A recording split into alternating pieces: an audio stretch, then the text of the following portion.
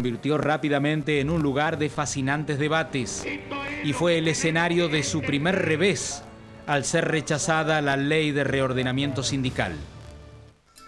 Durante los próximos años, el alicaído peronismo se recostaría sobre el innegable poder de los gremios para boicotear el gobierno de Alfonsín. Los 14 paros generales que convocó el líder de la CGT, Saúl Ubaldini, no dejan margen de duda. El logro más importante de su política exterior fue el acuerdo alcanzado con el presidente José Sarney de integración con Brasil, que dio origen al Mercosur. Alfonsín sometió a un plebiscito inédito en la historia argentina la cuestión de límites con Chile en la zona del Canal de Beagle, que casi provoca una guerra entre los dos países en 1978. Los resultados de la mediación del Papa Juan Pablo II fueron aceptados por el 81% de los argentinos. El 3 de mayo de 1985, Chile y Argentina firmaron el Tratado de Paz que alejó definitivamente el fantasma de la guerra. A tono con el aire progresista que impulsó desde el inicio de su gobierno, la ley de divorcio vincular encendió rápidamente la polémica y el rechazo de las minorías de la derecha más reaccionaria.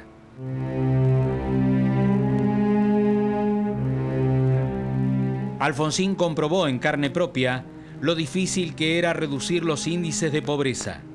Las cajas con alimentos del Plan Alimentario Nacional fueron el primer antecedente de planes asistenciales que fatalmente terminaron usándose con propósitos clientelísticos.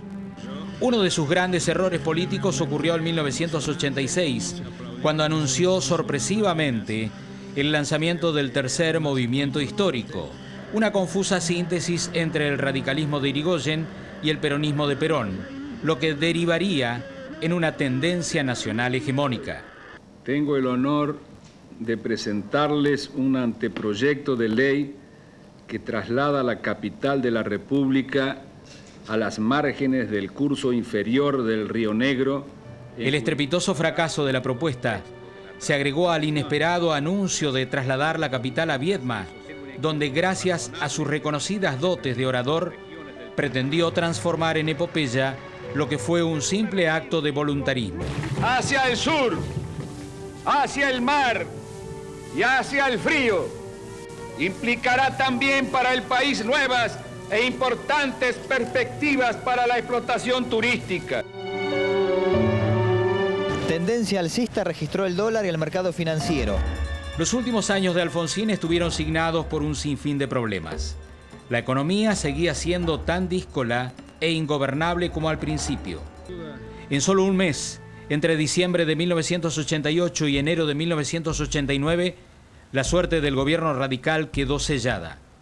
No habían terminado los análisis del último levantamiento cara pintada, cuando un desconocido grupo de ultraizquierda, autodenominado Movimiento Todos por la Patria, encabezado por el guerrillero Enrique Gorriarán Merlo, copó el cuartel de La Tablada en las afueras de Buenos Aires. 2 días después, las tropas recuperaron el recinto. El saldo fue de 39 muertos entre soldados y subversivos. En mayo, el estallido social nacido en Rosario rápidamente se extendió a vastos sectores del Gran Buenos Aires y Alfonsín, desbordado, tuvo que declarar el estado de sitio por un mes. Pero ya ningún remedio era posible. La sociedad esperaba que un justicialista volviera al poder para recuperar la confianza perdida. Alfonsín lo entendió y con un dolor inimaginable resignó el poder a solo 5 meses de terminar su mandato. La decisión que asumo constituye la única salida posible en el marco de la Constitución y las leyes. Sin embargo, no se retiró de la política y siguió influenciando en las decisiones del Partido Radical.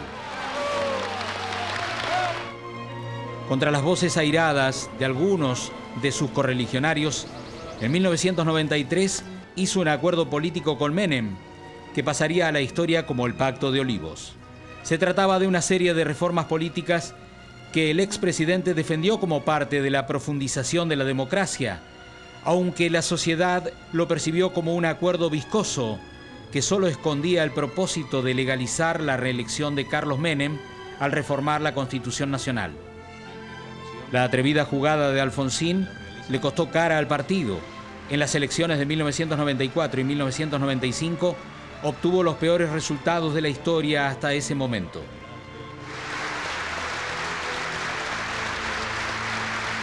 En lo personal, Alfonsín recibió un golpe durísimo cuando una de sus nietas perdió la vida en el colegio al estallar una puerta de vidrio. Era un encanto de chica, enorme, larga, alta.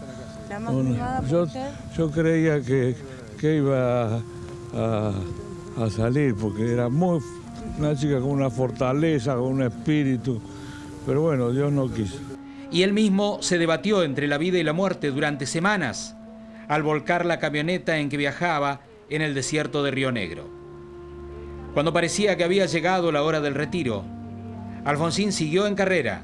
Su participación fue fundamental en el armado de la Alianza, que destronó a Carlos Menem, pero implosionó en medio de denuncias de corrupción.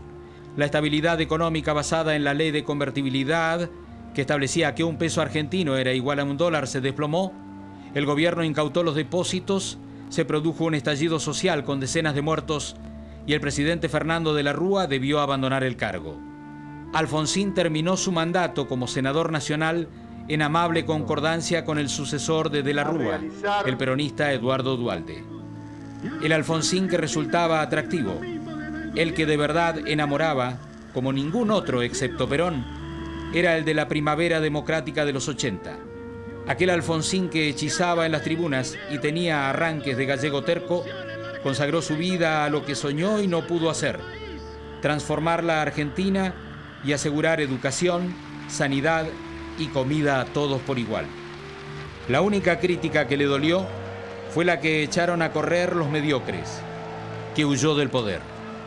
Pero era una acusación injusta, como lo demostró con su vida honesta y austera después de haber ejercido el poder.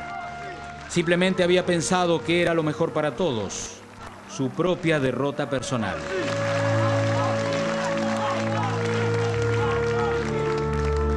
De todos los honores y privilegios que la vida me ha dado, y en verdad han sido muchos, Alfonsín volvió a la Casa Rosada para ser homenajeado, ya con el cuerpo estragado por el cáncer. Y lo merecía. Él envió a la cárcel a Videla, Macera y Agosti, no Menem ni Kirchner.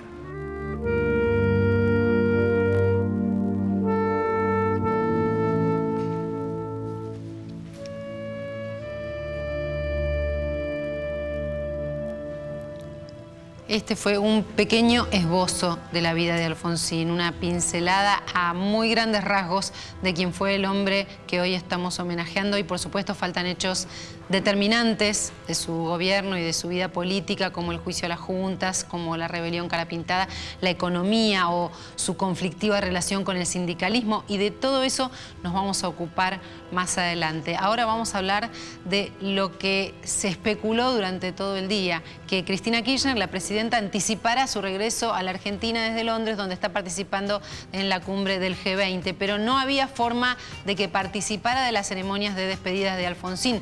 Lo más temprano que podía llegar era el viernes a la mañana. No podía Gustavo Silvestre adelantar su viaje. No, y la muerte de Raúl Alfonsín también produjo, María, un milagro político, porque produjo que después de un año sin hablarse, ayer, por la muerte de Alfonsín, el vicepresidente Julio Cobos, a cargo del gobierno, y la presidenta desde Londres volvieran a hablar, volvieran a intercambiar distintas ideas, y que Cobos se convirtiera en el nexo entre la presidenta y la familia. El deseo, como bien decís vos, era de volver. Le preguntó Cristina Kirchner a la familia a través de Julio Cobos si podían estirar hasta el viernes las exequias, los funerales de Raúl Alfonsín, pero la familia, indicando un deseo íntimo, prefirió realizarlo mañana.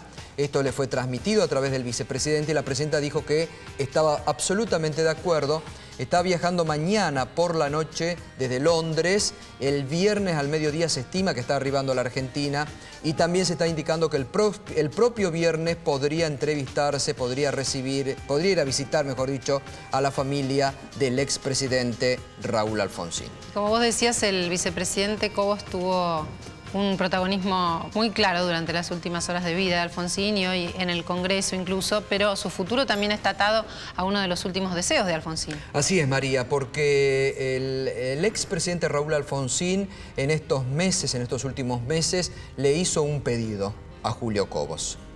Le hizo un pedido, prácticamente fue un ruego que volviera al radicalismo. Y esto es lo que va a cumplir Julio Cobos. Julio Cobos va a volver al radicalismo para cumplir con ese pedido que Raúl Alfonsín le había dado, y todo esto podría ocurrir en la próxima convención que va a ser el radicalismo, María, la próxima semana en la ciudad de Mar del Plata. Este es un antes de que termine su mandato. Exactamente, este es un anticipo de Telenoche. Julio Cobos vuelve al radicalismo para cumplir con eso que Alfonsín le había pedido en reiteradas oportunidades. Gracias, Gustavo. Hasta luego, María. Seguimos con Pepe. Y vamos a dejar solo por un momento toda la información relativa